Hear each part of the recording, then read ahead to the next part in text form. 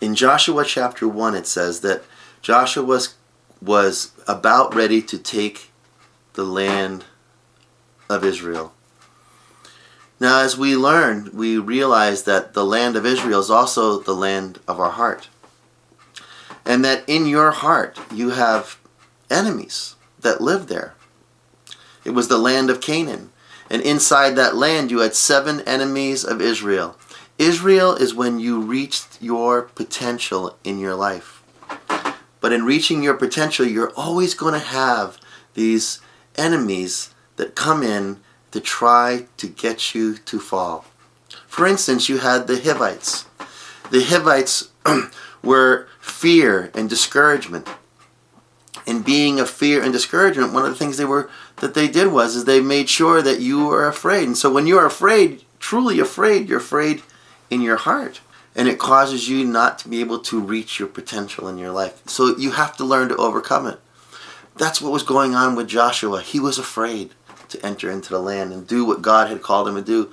So a number of times he says to Joshua to be strong and of good courage.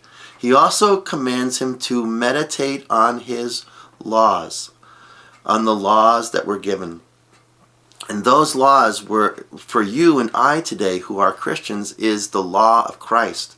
We've been set free from the law of death, but we've been brought into the freedom that God called us to through the cross. And when you meditate on that word and you realize that God is bringing you into your potential, He's bringing you into the life that He called you to because of what He did for you on the cross. He opened up the door, He gave you access. And so as you enter into the land and you see these things that cause you to be afraid, to cause you to be discouraged, and they will come, He says to be strong and of good courage. When you meditate on His Word, Christ is the Word made flesh. He's not only with you, but He's in you. He takes His hands as He's molding the clay of your life and He puts them on top of your hands. And you work together so that you become the vessel that God called you to be.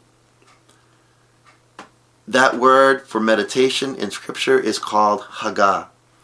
It is a use of your ability to muse, to go over something over and over again. It is utilizing even the imagery of your heart to be used for good. So utilize that. Begin to see those things that are not as if they were. Be able to see past the circumstances of your life and see that God is in you. He's with you and He's all around you as you learn to walk with Him. So today, as we face the enemies of our life, this one here happens to be the Hivites that we're talking about today. We're talking about how they cause you to have fear and discouragement. These are things that are inside of you.